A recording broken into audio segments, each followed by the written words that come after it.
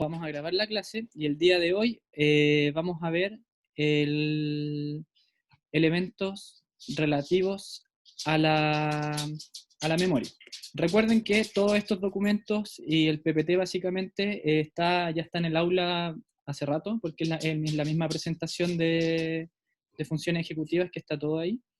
Y más que nada lo que vamos a ir haciendo es como conversar sobre el concepto e ir aclarando algunas dudas.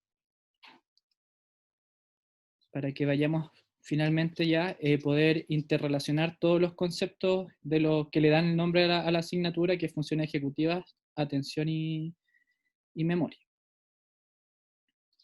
Así que vamos a realizar la presentación ahora. Compartir pantalla. Y comenzamos. Ya, ¿lo pueden ver? Sí, profe, sí se ve. Ya, gracias. ¿No hay nadie más en la fila? No, muy bien. Ya, vamos entonces el día de hoy a conversar respecto al concepto de memoria y lo vamos a ir relacionando con nuestra disciplina que tiene que ver con la educación especial y qué sentido tiene entonces que nosotros estudiemos respecto a la memoria. Y la semana pasada ya conversamos un poco sobre qué era lo que entendíamos sobre el concepto de memoria. Algunos conceptos que salieron eran relativos a la codificación, a almacenar, a evocar, a manipular, entonces que son conceptos que están asociados a la memoria, y vamos a ir viendo ahora que en el fondo la memoria no está relacionada únicamente con solo almacenar información. Así que vamos. Si tienen dudas, obviamente, me pueden preguntar y las vamos resolviendo. Ya. ¿Por qué no se me ve ahí un elemento que me falta? Pero básicamente, ¿qué es la memoria? Entonces, habíamos dicho igual la semana pasada que se relacionaba directamente con elementos del aprendizaje, y también habíamos conversado sobre que existen diferentes tipos de memoria.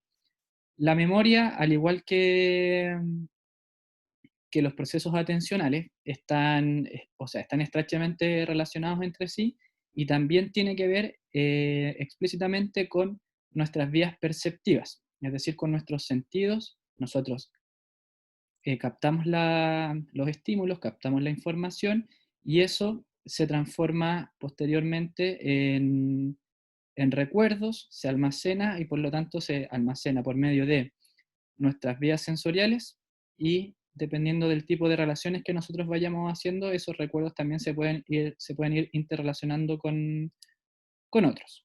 Pero lo vamos a ver un poquito más adelante. Entonces, ¿qué es la memoria? La memoria está definida como un conjunto de funciones que están definidas en estos 5 elementos. Profe, ¿Sí?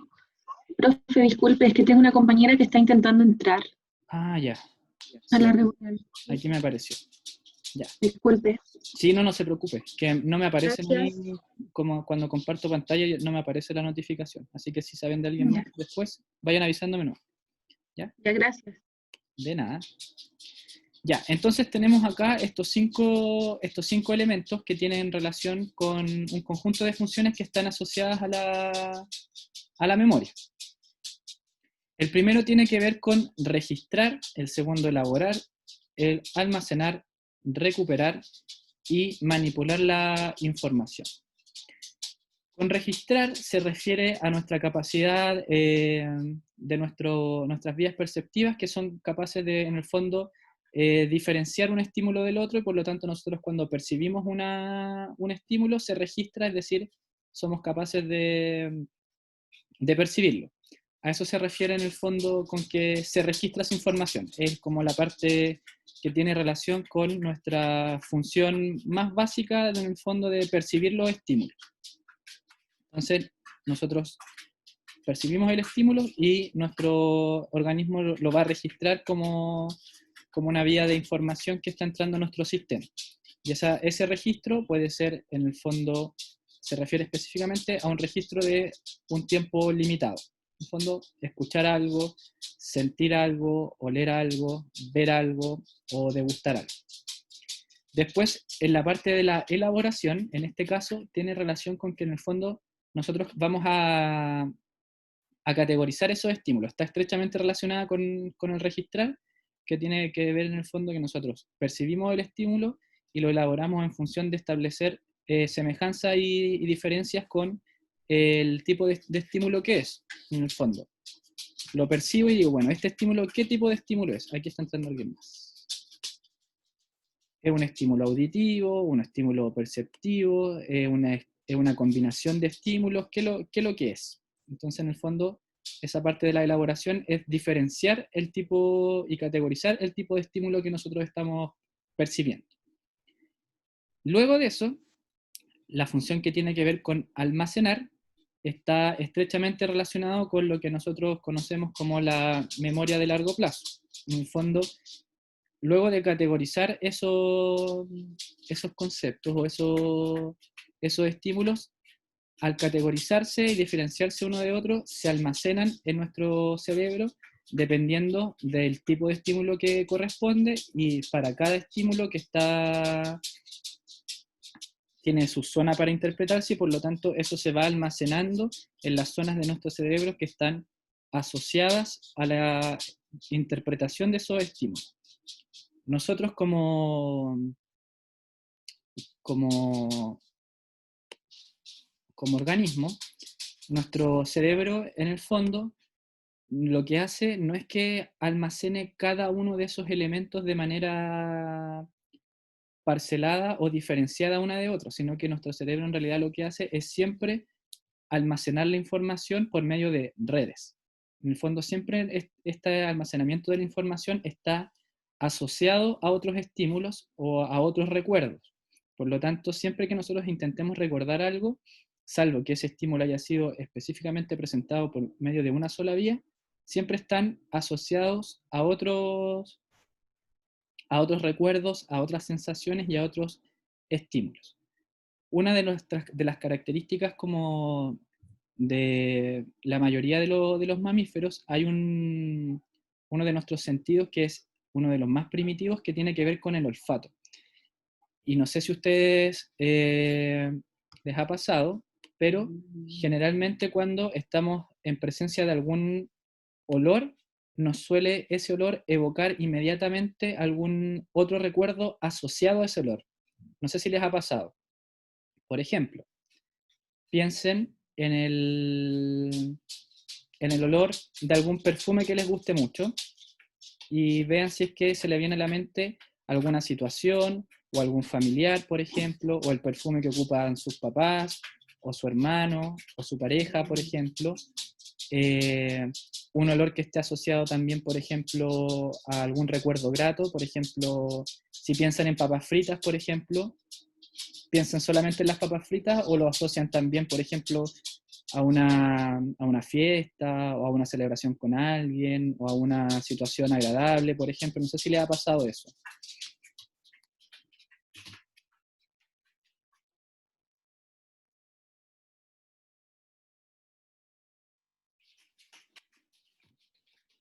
Bueno, también, en realidad, todos los sentidos entonces siempre van a estar asociados a algo. Por eso, por ejemplo, pensando en los estudiantes que nosotros vamos a tener, y en la parte de la almacenación y la recuperación, siempre están asociados, porque va a depender cómo ese estímulo se haya almacenado en función también de cómo ese estímulo se va a recuperar después. Que en el fondo la recuperación tiene que ver con que uno puede traer ese recuerdo al presente inmediato. ¿Y qué características tienen generalmente con los estudiantes con los que nosotros trabajamos? Es que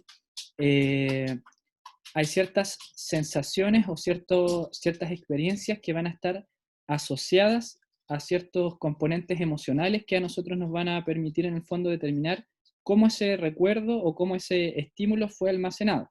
El componente emocional para términos de la memoria es sumamente importante.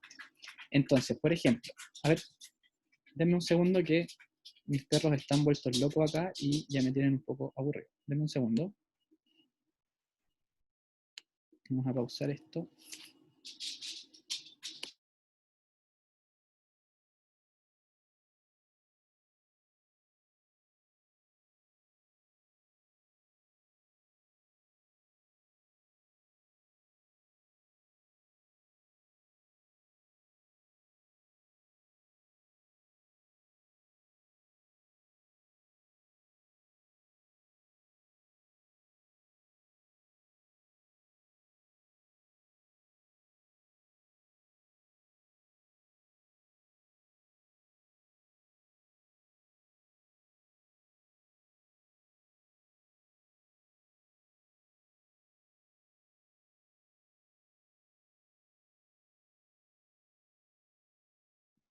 Ya, perdón, volví. Entonces, lo que les estaba explicando. ¿Qué es lo que suele ocurrir cuando nosotros estamos trabajando con estudiantes que son el típico estudiante con el que nosotros trabajamos, que generalmente ya viene con algunas experiencias que no son gratificantes para él en relación a los procesos de aprendizaje? Les voy a poner un ejemplo en relación a lo que puede haberle ocurrido a usted como estudiante universitario. Cuando uno está, por ejemplo, tiene eh, sus hábitos de estudios no son los mejores, no tiene usted muy estructuradas sus días de estudio o sus días de elaboración de tareas o cosas por el estilo. Eso cuando, por ejemplo, yo hago los trabajos a última hora, me estoy desvelando mucho, estoy cansándome mucho, por ejemplo. Entonces, eso se traduce en que además no me está yendo a mí en la universidad como yo espero que me esté yendo. Entonces, ¿qué pasa? Cada vez que usted vaya a trabajar en alguna tarea, vaya a trabajar en relación al estudio, o vaya a entregar algún trabajo, usted es muy probable que esas experiencias las asocie a situaciones desagradables. ¿Por qué? Porque cuando usted estaba estudiando estaba cansada, estaba estresada y no le fue muy bien, por lo tanto, cada vez que usted se debe enfrentar a esa situación nuevamente, su organismo lo va a asociar a esas experiencias desagradables. ¿Le ha pasado eso alguna vez? Que cada vez que, o no sé si ahora, pero en algún momento así como, pucha, tengo que estudiar, tengo que hacer un trabajo y le causa desagrado y ¿qué es lo que hace uno? Lo chutea lo más que pueda. ¿Le ha pasado eso, no? Sí, siempre. Sí, profe, caleta. Cierto, ya, le pasa mucho. Y eso pasa porque en el fondo todas las experiencias a las cuales usted se está enfrentando y está asociando esas situaciones son siempre a hechos desagradables. Obviamente si yo estudio tarde, estoy estresado y me acuerdo de esas sensaciones, no las voy a querer hacer porque se transformaron en una experiencia desagradable. Por eso a los estudiantes con los que ustedes van a trabajar les pasa exactamente lo mismo. Piense, un estudiante que tiene dificultades en la lectura, en la escritura, que no le está yendo bien, que más encima se está dando cuenta que sus compañeros van a un ritmo diferente, que más encima a esa persona está el profesor, la profesora, los estudiantes que le hacen notar que tiene una dificultad, que no le va bien y sumado en algunos casos cuando hay maltrato de por medio psicológico, así como, pero que eres tonto, que eres tonta, o tú no sirves para esto, que eres flojo. Entonces, cada vez, y bueno, y con la matemática pasa lo mismo, cada vez que se vayan a enfrentar a una situación como esa, el estudiante que va a hacer lo va a asociar inmediatamente a esas sensaciones. Por eso cuando ustedes vayan a trabajar en los procesos de evaluación e intervención, se van a encontrar muchas veces con casos en los que el estudiante no va a querer trabajar porque lo va a asociar inmediatamente a esas experiencias desagradables. Por eso, una de la, de la misión que usted debe tener cada vez que vaya a intervenir es transformar y resignificar esas experiencias. Por lo tanto, usted siempre debe partir con experiencias que al estudiante le permitan en el fondo sentir agrado por la tarea que está realizando. Obviamente que sean tareas desafiantes, pero siempre deben ir en un nivel progresivo. En el fondo, mira, vamos a trabajar, por ejemplo, con ciencia fonológica, entonces vamos a trabajar algunas estrategias de memoria de trabajo o algunos juegos que el estudiante en el fondo se vaya dando cuenta que lo puede hacer y esas sensaciones y ese almacenamiento de las experiencias se transformen en algo gratificante. Lo mismo cuando uno está trabajando hábitos de estudio, estrategias, técnicas de estudio, por ejemplo. Cuando usted esté trabajando eso, lo que tiene que hacer es transformar esas experiencias en experiencias agradables para que el recuerdo de eso se transforme en algo gratificante para la persona. Y finalmente tenemos acá el manipular información. ¿Quién me podría explicar ese último elemento? ¿A qué se refiere con la capacidad de manipular información?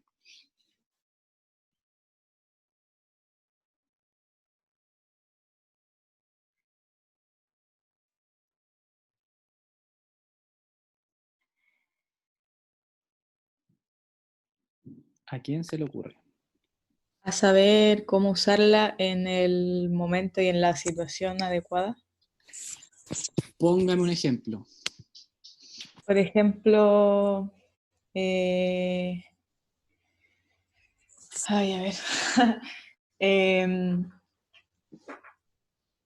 por ejemplo, yo sé tocar guitarra de cuando era chica.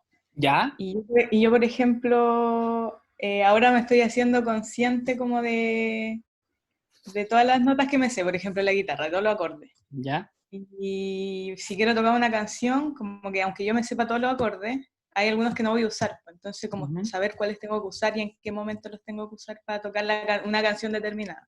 Ya. Buen Aunque me lo ejemplo. sepa todo, o me sepa más de los que vaya a usar.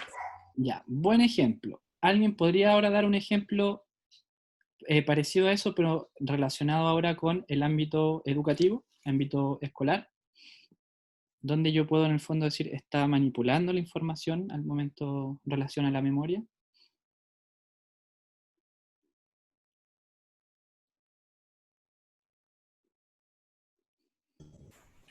Profe, Dígame.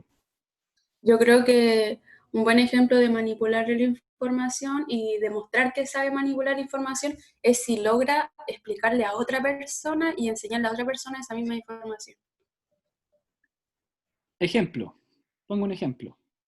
No sé, pues cuando cualquier niño hace un ejercicio de matemática y otro le dice, oye, cómo se hace? ¿Me podía explicar? Y si esa persona logra explicarle, está manipulando la información. Ya. Buen Creo yo, ejemplo. ¿no?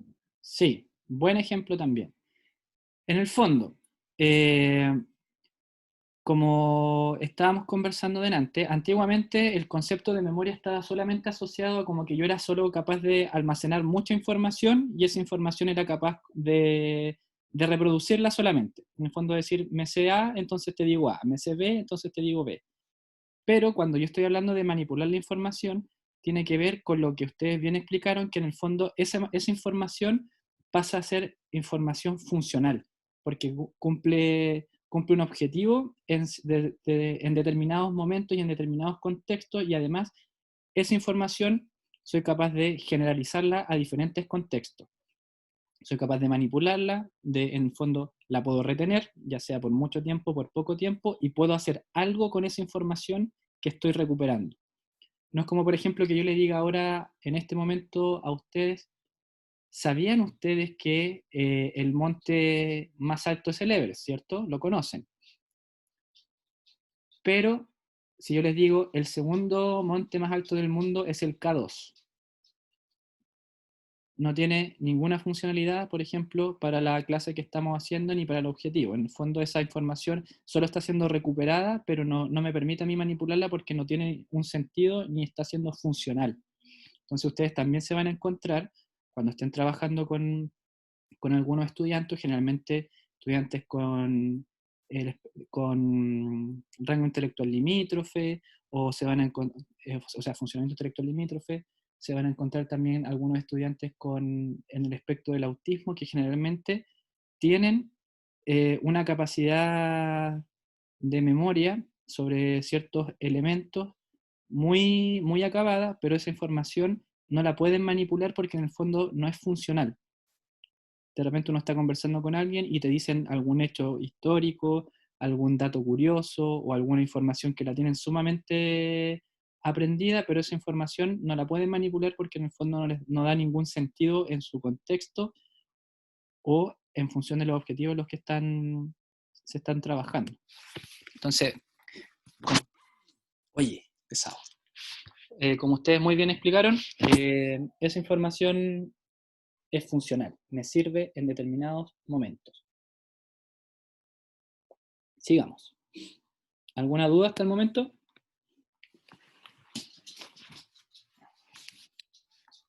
Al parecer no. Sigamos entonces. Ya. Entonces, en resumidas cuentas, la memoria la vamos a resumir como una capacidad para poder retener y evocar información de naturaleza perceptual o conceptual. ¿Quién me podría explicar la diferencia entre un elemento que es perceptual y otro elemento que es conceptual?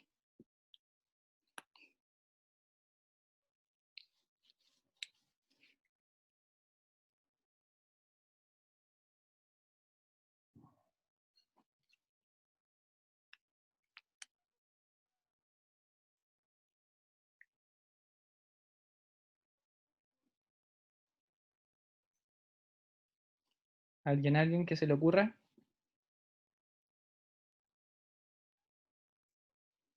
Creo que a mí se me imagina que, como el nombre lo dice, información de naturaleza perceptual puede ser un olor, un sonido, y en el ámbito conceptual puede ser como qué son los verbos, qué son los números decimales, esas cosas. Sí.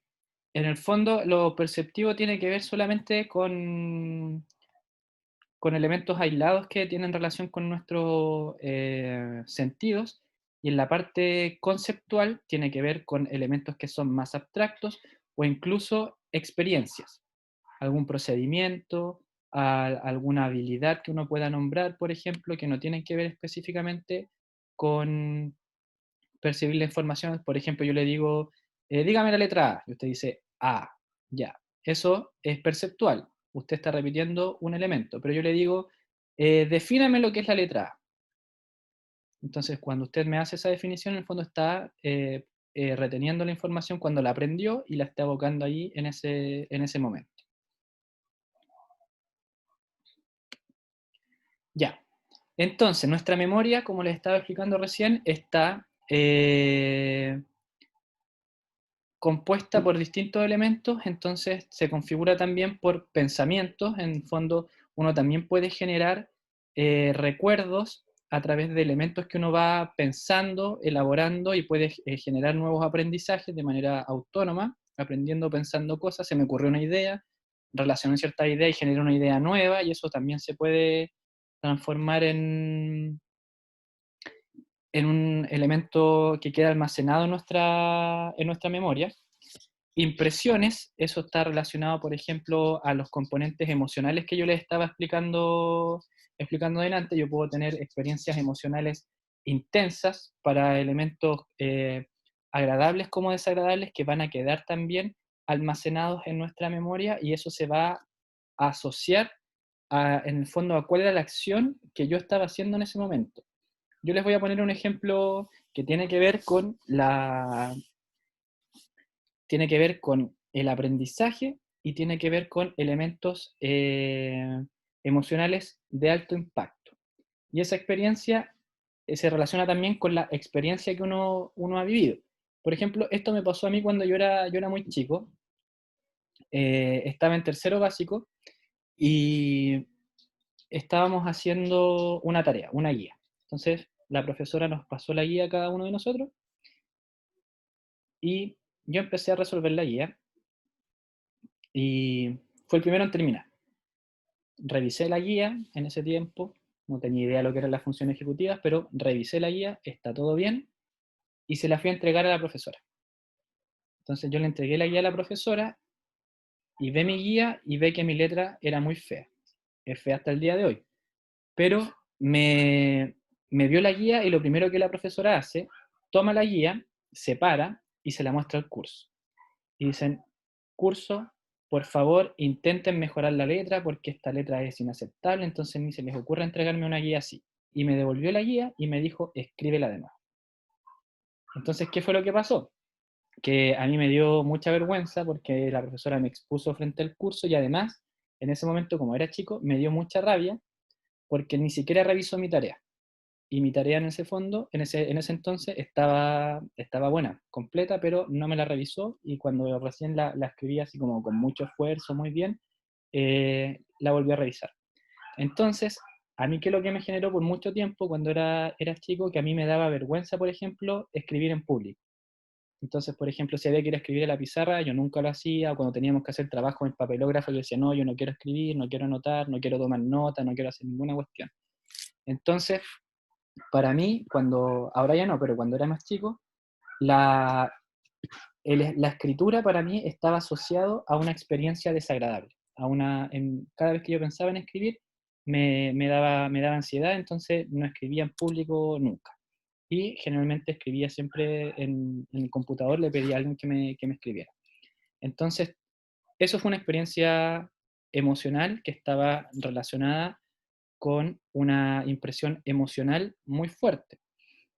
O al revés, por ejemplo, si usted realizó un trabajo y lo hizo muy bien y se sacó un 7 y usted dice, oh, qué bien, me saqué un 7, entonces, ¿qué es lo que va a hacer usted? Que generalmente va a decir, voy a ocupar esta misma estrategia para hacer los trabajos porque ya está comprobado que me fue bien. Por lo tanto, si me fue bien, debe servir para cualquier tarea que sea similar con esas características.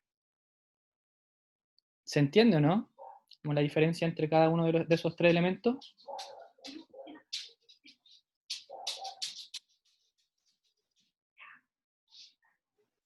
Profe, ¿qué eran las impresiones? Las impresiones estaban relacionadas con componentes emocionales intensos. En un fondo, una emoción agradable, intensa, o una experiencia desagradable, intensa. Y la experiencia tiene que ver en el fondo con la situación que estaba ocurriendo en ese momento, que puede ser una experiencia asociada a un componente emocional intenso o no. Puede ser cualquier experiencia de algo que uno puede recordar. Por ejemplo, si usted nunca ha visto en vivo la aurora boreal, yo tampoco, no la podría describir porque no he vivido, por ejemplo, esa experiencia. O, por ejemplo, si usted no ha vivido eje, no lo puede contar, porque hay que vivirlo. Entonces, tiene que pasar por esas experiencias para poder contarlas. Pero no necesariamente esa experiencia tiene que estar relacionada con una sensación o una emoción intensa. Lo mismo, por ejemplo, para hacer clases. Se supone que cuando uno hace clases va adquiriendo ciertos conocimientos, ciertas estrategias, o la toma de decisiones se van asociando a la experiencia, y la experiencia en el fondo es pasar por ciertas situaciones que se van almacenando en tu memoria en función de los elementos que usted vaya vivenciando mientras realiza esas acciones. En fondo, si usted aplica una estrategia y le funcionó con un estudiante, entonces usted dice, bueno, esa experiencia sirve, entonces la voy a poder replicar y me acuerdo, por lo tanto, la voy a volver a repetir. Si esa experiencia fue que en realidad no le funcionó con el estudiante, de tal manera usted dice, bueno, esa estrategia a lo mejor no la voy a ocupar con esas características o no la voy a ocupar nunca más. A eso se refiere. Profe, a mí me quedó una duda con lo de los pensamientos. Ya. No entendí. Ya, en relación a los pensamientos tiene que ver con que uno, en el fondo, también a través de la experiencia, a través de ciertas impresiones, uno está pensando constantemente. Entonces, la memoria, esto en este caso, en relación a los pensamientos, está relacionado en ambas direcciones.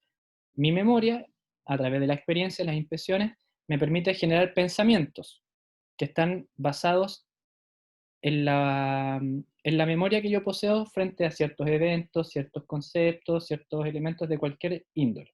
Entonces, yo puedo pensar ciertos elementos en función de lo que sé y lo que recuerdo.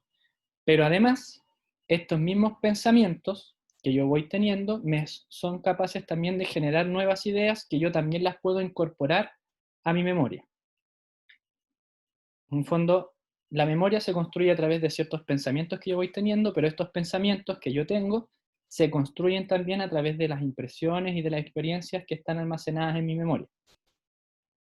Porque en el fondo es muy difícil poder pensar sobre alguna experiencia o sobre alguna impresión que usted no haya vivido, o que nos tenga algún conocimiento respecto a ese elemento. Entonces, por ejemplo, incluso usted se puede hacer una idea de ciertas situaciones que incluso no haya vivido, pero sí los puede tener almacenados en su memoria como elementos, pero hay otros factores que no están asociados. Por ejemplo, yo nunca me he tirado en paracaídas, pero sí puedo pensar e imaginarme cómo debe ser estar en el avión, saltar del paracaídas, abrir y estar en caída libre y lo que se imagina eh, aterrizar en el paracaídas, pero es una experiencia que yo nunca he vivido, pero sí me han contado lo que es, he visto videos, entonces puedo generar pensamientos en torno a eso, pero no he vivido esa experiencia propiamente tal. Entonces el pensamiento en el fondo son recuerdos que yo voy generando de manera autónoma en mi cabeza, en mi mente.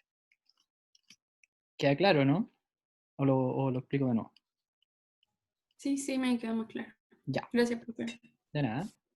Sigamos. Profe, una duda, el ejemplo que dio sobre la escritura era de la experiencia. Claro, en este caso era una experiencia, pero que además estaba eh, asociada a un componente emocional muy intenso, en este caso. Fue una experiencia que estuvo asociada a una experiencia emocional importante. Ya, ¿Ya? Porque gracias. como le explicaba recién, no todas las experiencias necesariamente están asociadas a elementos, a experiencias, o sea, a situaciones emocionales intensas, no todas. No toda la vida es como experiencia intensa, sino que generalmente, eso sí, cuando hay una emoción muy intensa, generalmente lo que uno estaba haciendo en ese momento es más rápido y más fácil que ese recuerdo quede almacenado. Ya, ¿Ya? sí, gracias. Sigamos entonces.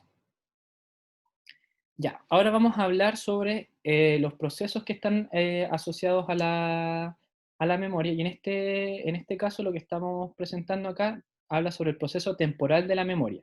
Se refiere en el fondo qué ocurre cuando uno está almacenando, como qué es lo que ocurre paso a paso. Y eran estos elementos en el fondo son algunos conceptos que salieron la semana pasada cuando les pregunté en el fondo qué era lo que ustedes entendían por la memoria. Entonces, esto más o menos no es nada nuevo. Lo primero tiene que ver con la codificación, que fue algo que también salió la semana pasada, y en el fondo es cuando uno percibe el estímulo y es capaz de discriminarlo en función de la atención. Recordemos, el estímulo a partir de cualquier vía perceptiva que nosotros, entonces ese estímulo llega a mi organismo y yo lo diferencio. Entonces esa es la parte de la codificación de ese estímulo o de ese grupo de estímulos. Entonces, luego de la codificación viene el almacenamiento, que en el fondo es cuando ya se configura como un recuerdo o están asociados en nuestra memoria. Entonces ahí dice activación de la MCP, que sería la memoria a corto plazo. Entonces nuestra memoria de corto plazo o memoria de trabajo, en el fondo se activa y somos capaces de retener ese estímulo por un periodo breve de tiempo. Y dice ahí que en el fondo es transitorio porque dura poco tiempo, es frágil y es sensible a interferencia. En el fondo siempre está el ejemplo de cuando uno está tratando de retener información, por ejemplo, para ir a comprar algo, entonces voy a llevar estas tres cosas para que no se me olvide, pero si hay otro estímulo que está interfiriendo en ese momento, lo más probable es que si no tenía repetido ese patrón mucho rato, se va a interferir y se me va a olvidar lo que estaba haciendo. Entonces, elementos importantes para que esa consolidación pase a la memoria de largo plazo es, o por medio de la repetición de esa experiencia o frente a ese estímulo, mientras más se vaya repitiendo en el tiempo, es más fácil que eso quede almacenado en la memoria, o si no, también a experiencias, como les decía antes, asociadas a componentes emocionales importantes. Por eso, dentro de de los componentes de la memoria es muy importante el hábito, que en el fondo el hábito es realizar de manera sistemática alguna acción o algún patrón que se va repitiendo por medio del tiempo. Entonces, mientras más frecuente se va haciendo ese, ese estímulo, después es más fácil recordarlo. Por eso, suele ocurrir que, en el fondo, cuando uno está estudiando, por ejemplo, y se está preparando para una prueba, o para un examen, o para lo que sea, y usted dice, voy a estudiar, estudié acumuladamente, por ejemplo, mis horas de estudio fueron 6 en total. Pero no es lo mismo, por ejemplo, estudiar esas 6 horas un día domingo o un día sábado previo a la prueba, que, por ejemplo, estar estudiando 20 minutos o media hora todos los días. Porque en el fondo, ese, ese estímulo se va presentando de manera constante y por lo tanto se va haciendo un hábito y se almacena en nuestra memoria de largo plazo. Porque lo más probable es que si usted estudia toda la materia el día anterior, esas 6 horas, pueda retenerla, pero por un periodo no extenso de tiempo. Y lo más probable es que después, cuando usted tenga que estudiar para la segunda prueba, en esa segunda prueba, entre información de la primera evaluación, usted lo más probable es que no se vaya a acordar de todo y va a tener que, en el fondo, volver a estudiar todo de nuevo. Por eso, para que la memoria a largo plazo esté bien asentada, en el fondo es la repetición de ciertas estructuras que tienen que ver con los hábitos. Por eso también cuando ustedes, por ejemplo, estén interviniendo, y por eso también es parte de lo que se solicita en la macroplanificación, es que sus sesiones tengan una estructura que sea conocida por el estudiante.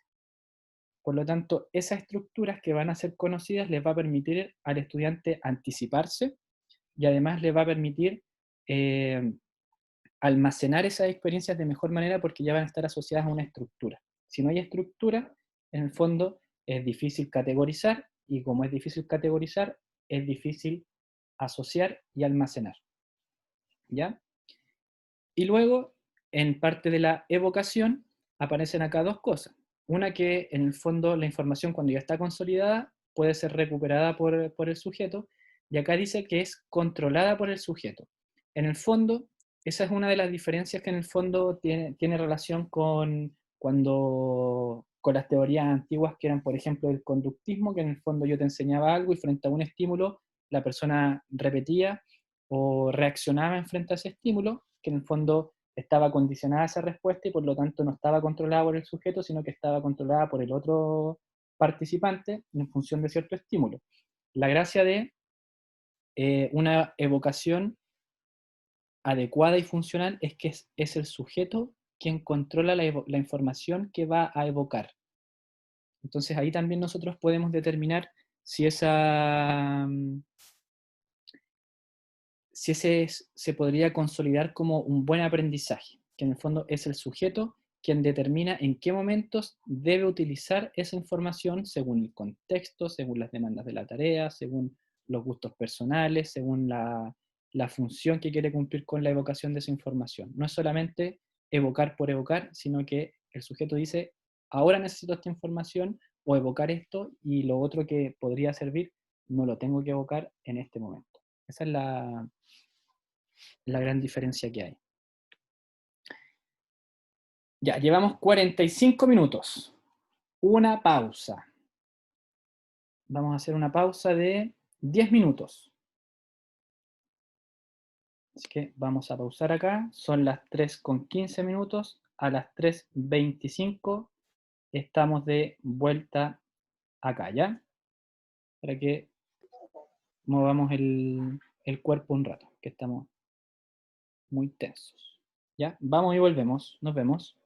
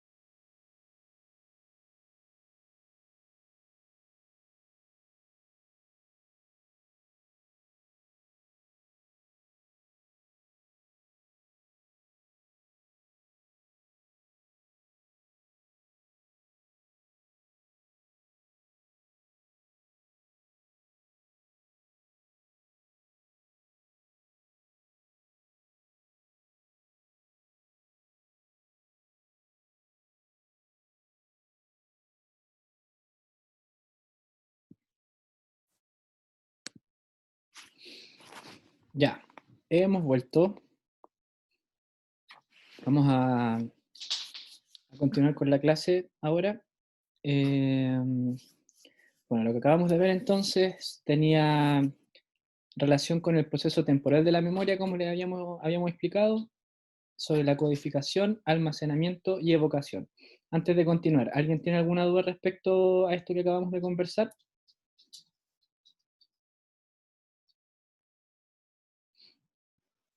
No, profe. Ya, entonces vamos a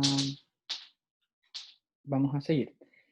Entonces, recuerden, en el fondo, para poder continuar con esto, cada uno de los elementos que estamos conversando acá, que tienen que ver con el proceso de codificación, almacenamiento y evocación, están siempre asociados a la naturaleza del estímulo o los estímulos. Por lo tanto, si yo estoy percibiendo un estímulo que es visual, se va a almacenar de manera visual y por lo tanto la forma de evocarlo, en este caso, está relacionado a cómo se almacenó ese estímulo. Hay algunos estímulos que en el fondo al momento de la evocación no están específicamente asociados a cómo se almacenó o dónde se almacenó ese estímulo, porque por ejemplo, si yo almacené un estímulo auditivo, que corresponde por ejemplo a la voz o al sonido de algún objeto, de algún instrumento, de algún animal, lo que sea, ¿cómo yo puedo evocar ese recuerdo? Si yo le digo a usted, por ejemplo, a alguien de acá del curso, ¿qué sonido hace un gato?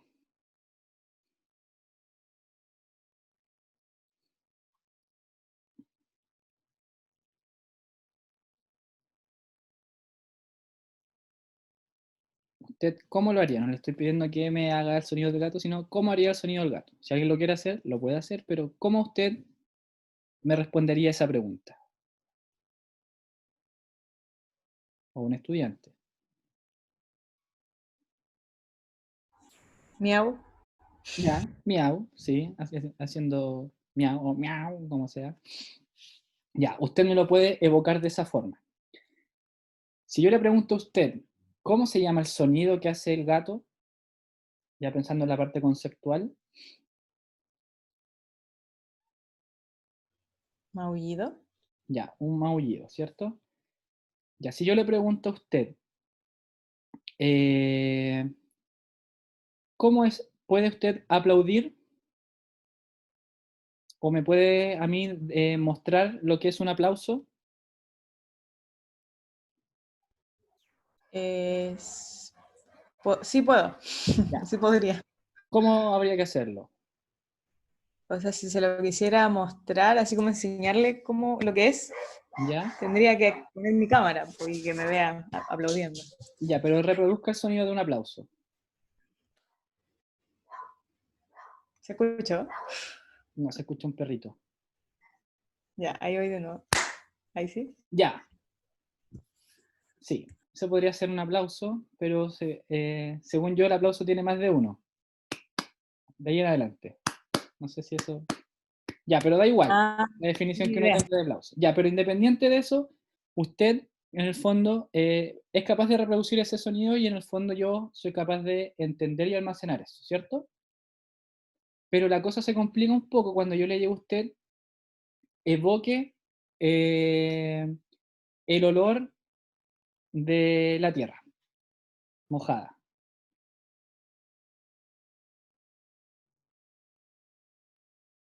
¿Lo podría hacer en este momento?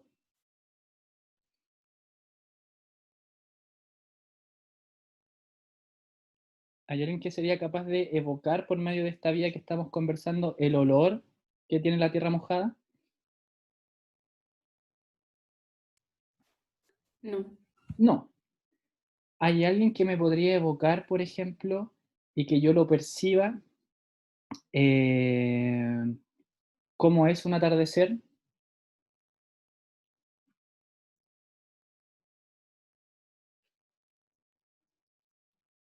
sea, evocar sí, pero transmitirlo para que usted lo perciba, no creo. Pero a partir de su experiencia, ¿usted podría traer ese recuerdo que usted tiene sobre el atardecer para que yo lo perciba como usted lo percibe? No, Ahora no. no, yo Mm, no podría hacer eso, no. ¿cierto? Entonces, ¿por qué les pongo estos ejemplos? Porque usted, ¿qué sí es lo que podría hacer? Me podría mostrar una foto de un atardecer, me podría explicar lo que es un atardecer, o me podría llevar a un atardecer y decirme, mira, esto es un atardecer. ¿A qué voy con esto?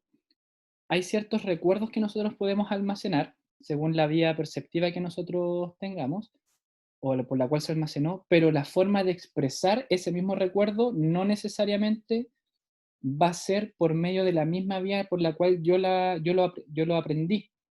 Entonces, ¿a qué voy con esto?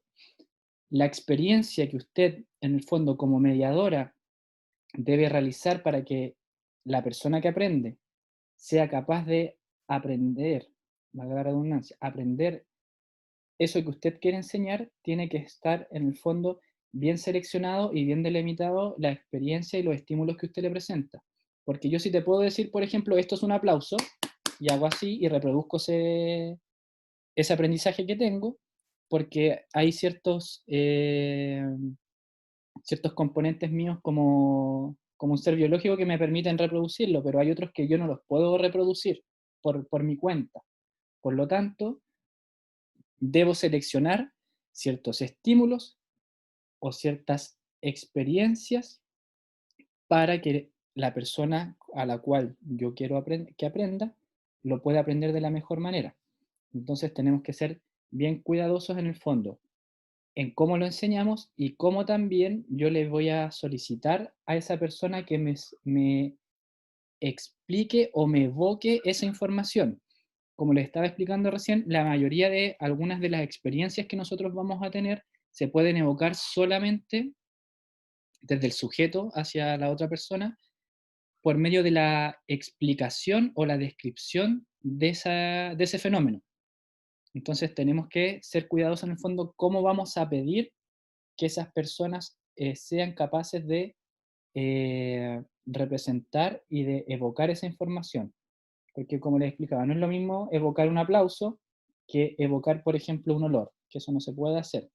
Tendría que yo llevar algo que huela a eso o que sea el mismo elemento. Entonces, hay que ser cuidadosos con, en el fondo, cómo se evoca y cómo también se van presentando las experiencias para que el estudiante vaya aprendiendo.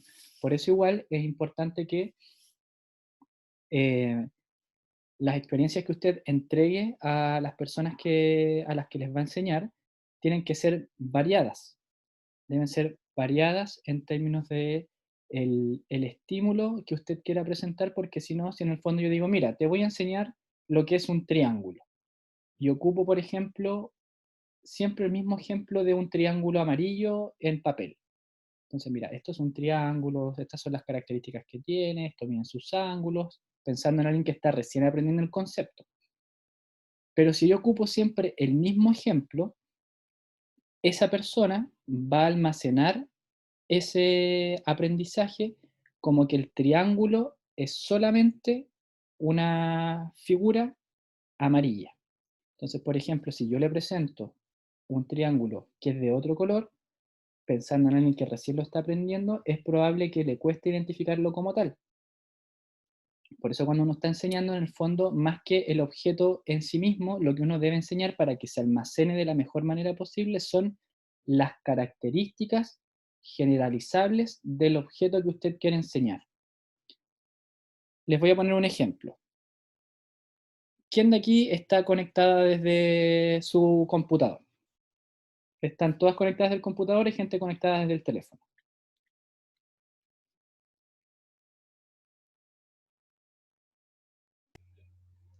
Computador. Ya, ¿alguien más Yo está? igual.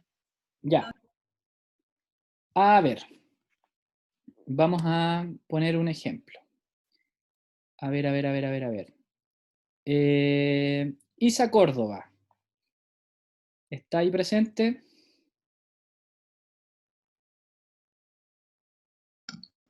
Sí, profe. Ya. Sin decirnos desde dónde está conectada, ¿me podría describir el dispositivo que está usando? Tiene teclados de color gris, ¿Ya? se abre, ¿Ya? estuvo malo, pero revivió. ¿Ya? Em, y tiene harta capacidad de memoria a diferencia de otros objetos. Ya. Si yo me quedo solo con su descripción, usted me dice que tiene un teclado que se abre y que tiene alta capacidad de almacenamiento. Yo con esa descripción podría pensar en muchas cosas. Podría pensar en un acordeón, podría pensar en un instrumento musical, en un teclado, que se echó a perder y se arregló. Con esas características que usted me dio, ¿puedo pensar en un computador? Yo creo que sí. ¿Qué elemento le faltó? ¿Qué es diferenciador? Que es un aparato tecnológico. ¿Qué más? ¿Qué tiene Em, un computador que lo hace computador? las herramientas que tiene. ¿Qué más? Em, Ay, Véalo, es que es mucho. véalo, vea su computador. ¿Qué ves aparte del teclado?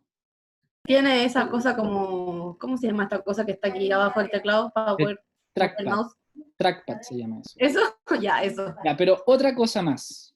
Porque hay computadores que no tienen trackpad y siguen siendo computador. La pantalla, el La disco pantalla. duro. Ya, la pantalla. Vamos a describir solo lo que estamos observando, ¿ya? Pantalla, teclado y que se abre y se cierra, ¿cierto? Sí. Ya. Solo con eso, quedémonos con esa descripción. ¿Alguien más me podría dar una descripción de su computador?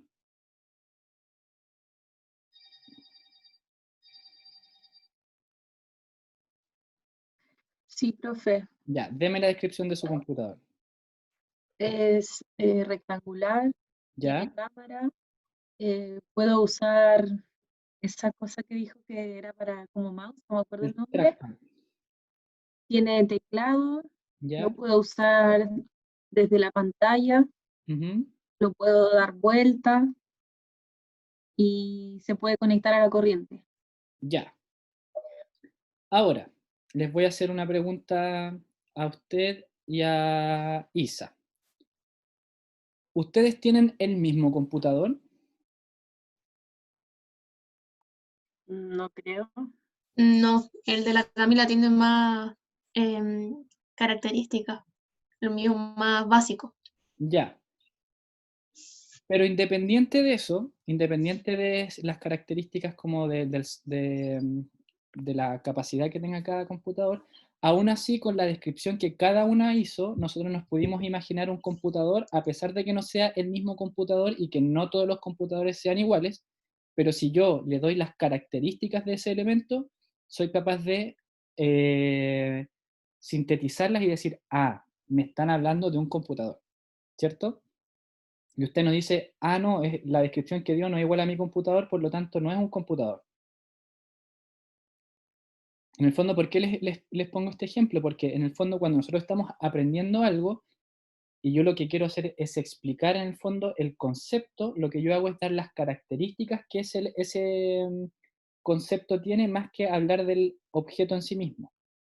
Por eso cuando yo estoy hablando de matemáticas, de escritura, de lectura, no hablo, por ejemplo, del libro que me acabo de leer, sino que yo lo que hablo es del proceso de la lectura y qué implica la lectura. No digo leer es el Quijote de la Mancha. No, leer es un proceso por el cual, por medio de la visión o el tacto, dependiendo cómo uno lea, y uno describe el proceso.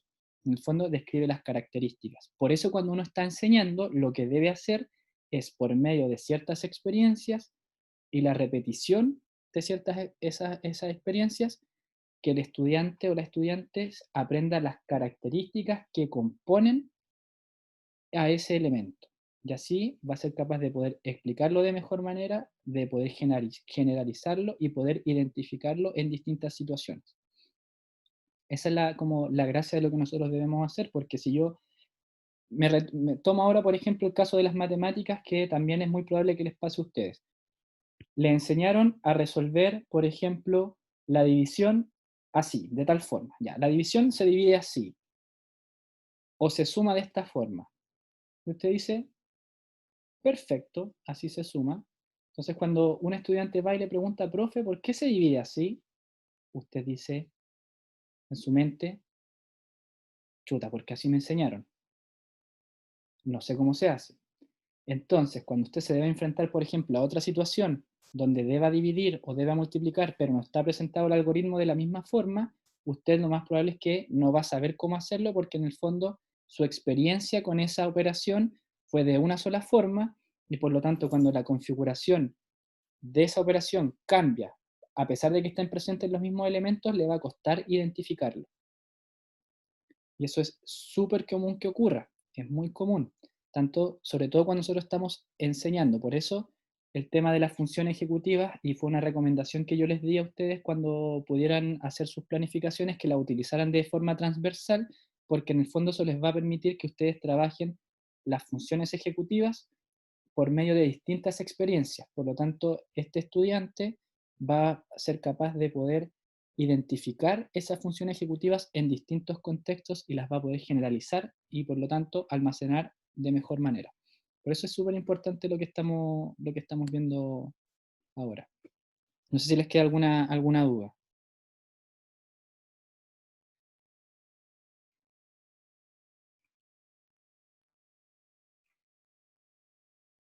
Ya, sigamos entonces.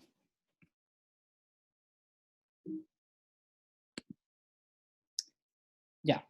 Y dentro de este, entonces, como resumen de lo que estábamos viendo, en proceso de la codificación tenemos la que algunos autores la definen como verbal, que tiene que ver como acústica, y no verbal, que es,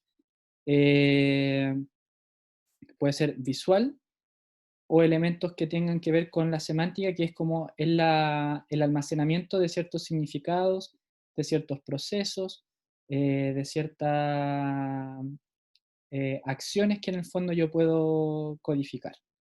Se almacena esto en la memoria de corto plazo o en la memoria de largo plazo, y en la parte de la evocación, que era lo que habíamos dicho delante entonces, es recuperar esta información con un propósito.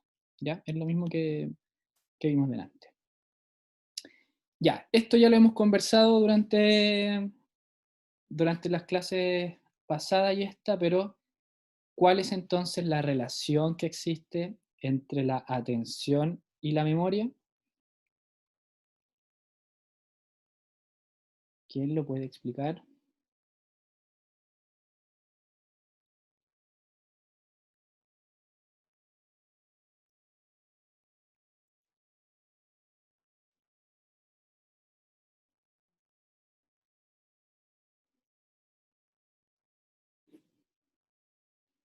Tómese su tiempo.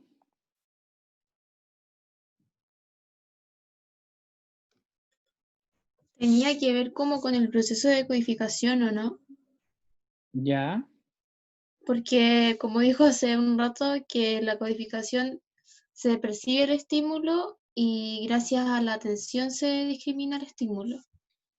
Ujú. Ya, esa es la parte de la atención, pero ¿qué tiene que ver eso después con la memoria? Em,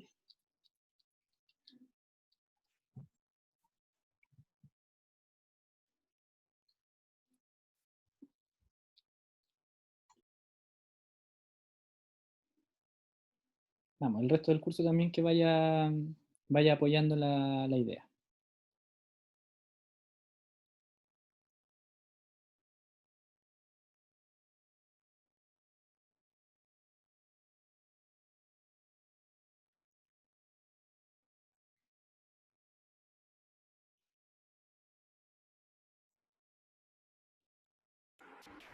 Profe, el tema de la... Ah, ya hablaron Dale, dos no. personas. Ya, ¿quién habló? Dale, no. Valeria y Yoko, ¿no? ¿Ellas hablaron? Sí. Sí, que hable la compa nomás, Valeria. Ya, ya Valeria. Juéguesela. Profe, yo había hablado, pero no soy Valeria, a menos que también haya hablado Valeria. Ah, ahora me apareció. Ya, Camila habló primero entonces. Sí, o sea, me da lo mismo. Ya, habla usted Camila entonces.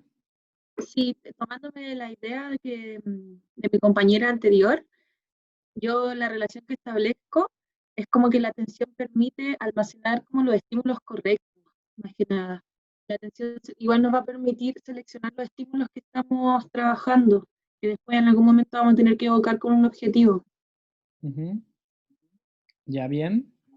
Valeria, ¿puede complementar la idea o va a decir algo distinto? O Valeria no está participando, dejó el micrófono abierto y por eso me parece aquí que está hablando. Ya, puede ser. Yoko, usted iba a decir algo.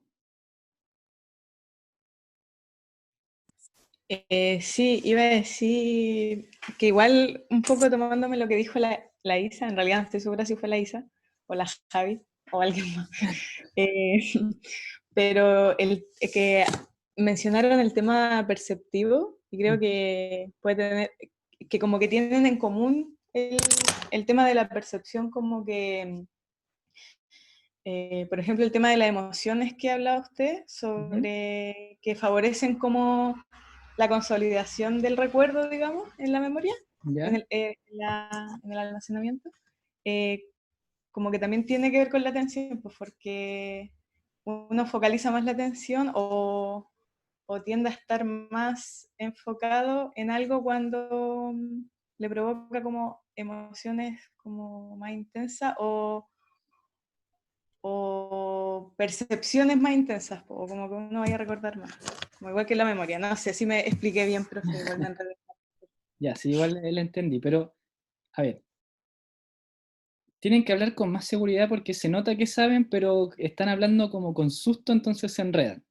Pero la idea se entiende, así que vayan con seguridad, no mandan las respuestas, aquí en el fondo estamos construyendo en conjunto esto, y en el fondo todo lo que han dicho no es nada incorrecto, solo que como que se ponen nerviosas mientras empiezan a hablar, y si usted no confía en usted misma mientras habla, se nota el tiro. Así que hable con propiedad nomás, no para todas las que hablaron, para Camila, para Yoko, para todas las que han conversado. Y en el fondo, dieron en el clavo porque ¿cuál es la relación que hay entre la atención y la memoria? Es que, como tiene relación con las vías perceptivas, yo en el fondo voy a seleccionar los estímulos que estoy percibiendo por medio de la atención. Yo digo, le voy a prestar atención a esto o le voy a dejar de prestar atención a esta otra cosa.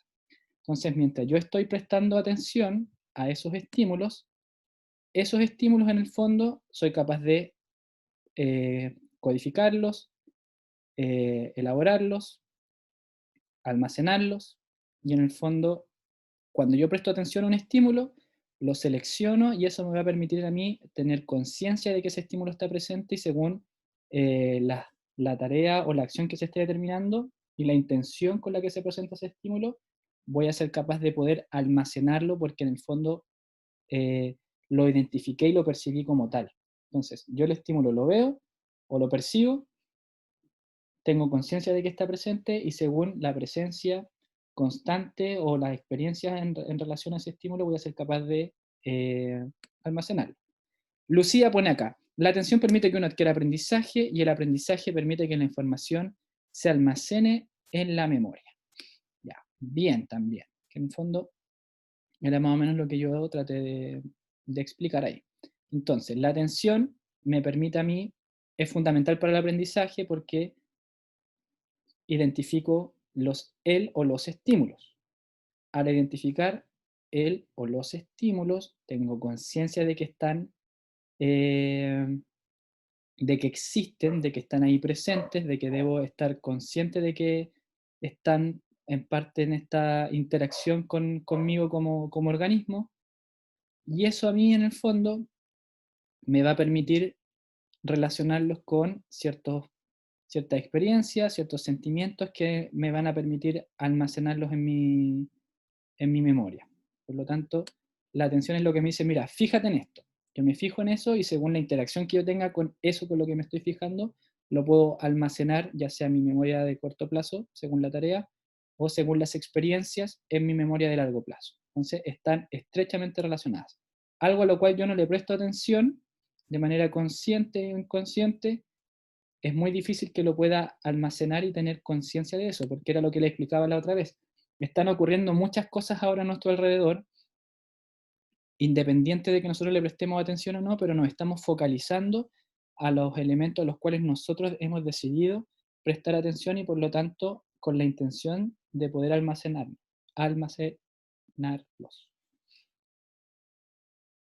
Ya, sigamos.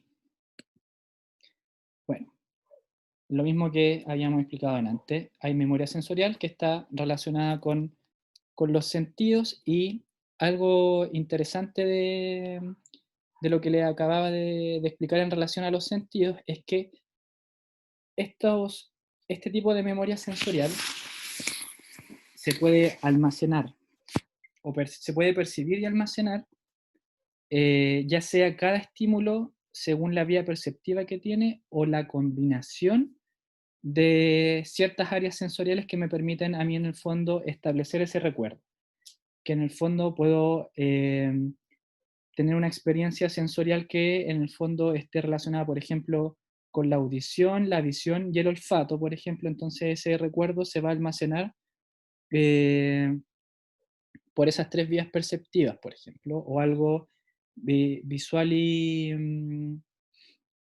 y olfativo solamente, o algo visual y gustativo, entonces en el fondo esas experiencias se pueden almacenar ya sea por cada una de las vías sensoriales independientes o se pueden combinar también y asociarlos en el fondo.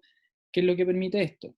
Que por ejemplo si yo tengo una experiencia donde están involucrados más sentidos, cuando se evoca uno de esos sentidos en relación a ese estímulo, es probable que yo pueda en el fondo recuperar o memorizar toda esa experiencia por medio de la activación de uno de esos sentidos, que era, por ejemplo, lo que le explicaba sobre el olfato, por ejemplo. El olfato es uno de nuestros sentidos más primitivos, por lo tanto, algo que se huele o una experiencia que esté asociada a un olor, es mucho más fácil aprenderla y es mucho más rápido también evocarla porque tiene una parte primitiva que es una conexión directa hacia nuestro cerebro.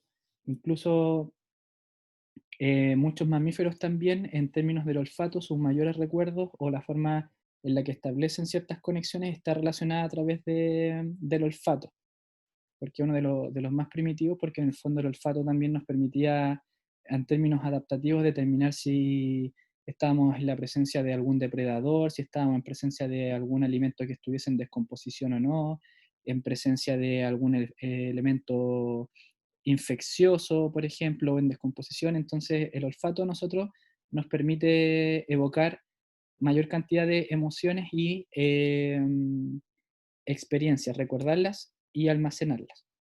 Pero por eso también cuando ustedes también trabajen, siempre deben estar asociadas esas experiencias a más de un sentido. Supongamos, por ejemplo, que nos ha pasado, por ejemplo, cuando íbamos a experiencias de práctica, o a mí también me pasó estando en la universidad, que a veces nos tocaba, por ejemplo, evaluar o intervenir en el casino, porque no había más espacios, por ejemplo, entonces a veces supongamos que la experiencia no fue muy buena, hubo muchos problemas, o uno estaba en presencia, por ejemplo, de un olor de la cocina, siempre el mismo olor, por ejemplo, y a usted le tocaba ir los días miércoles, entonces estaba pasado, por ejemplo, a fritura.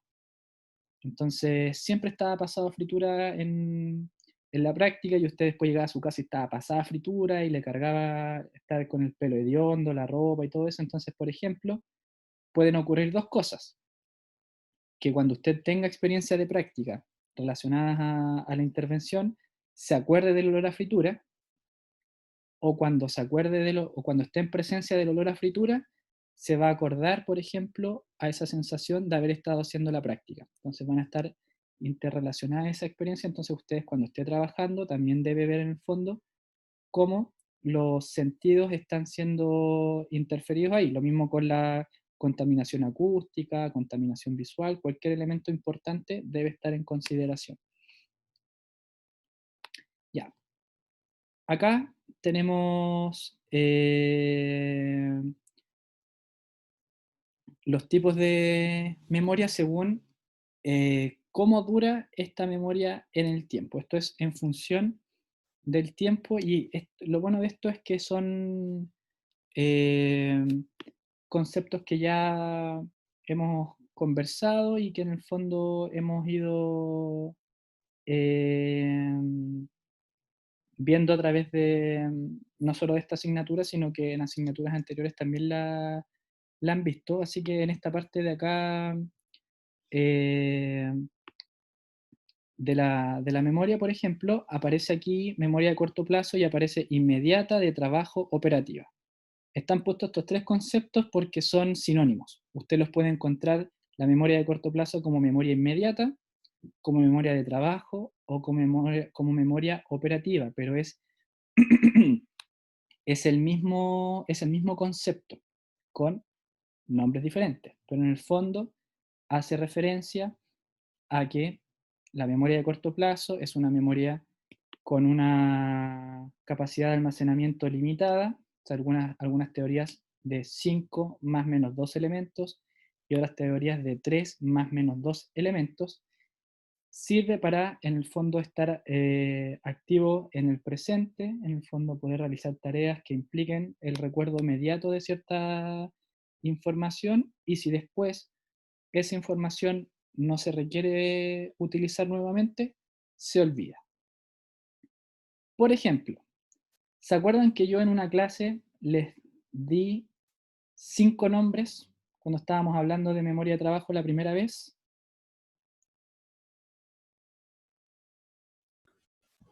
Sí, Ya, se acuerdan de la experiencia, pero ¿alguien me podría decir cuáles fueron esos 5 nombres que yo les di?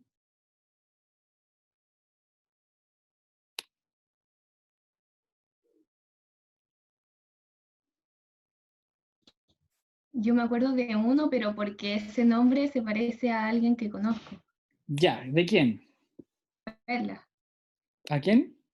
Perla. Ya. Explíqueme qué pasó ahí, por qué usted se acordó de ese nombre en particular. ¿Qué fue lo que hizo su cerebro?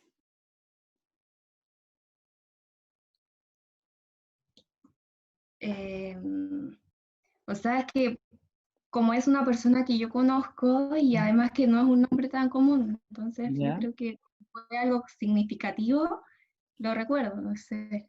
Exactamente. Eso fue lo que pasó. En el fondo, cuando yo le entregué ese estímulo, ese nombre, no tenía ningún significado más allá de que lo recordara, pero usted lo que hizo en el fondo, dijo, ah, se parece al nombre de una persona que yo conozco.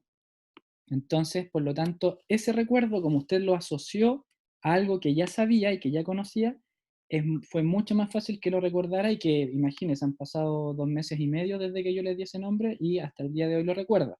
Pero como eso ocurrió solo con ese nombre y usted lo asoció con algo que ya conocía, ese nombre se almacenó.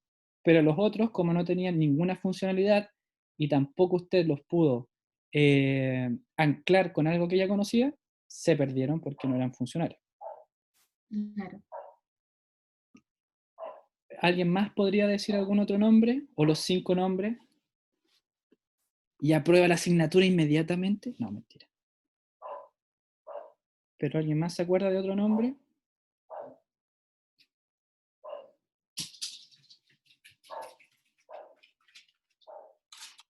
Ya.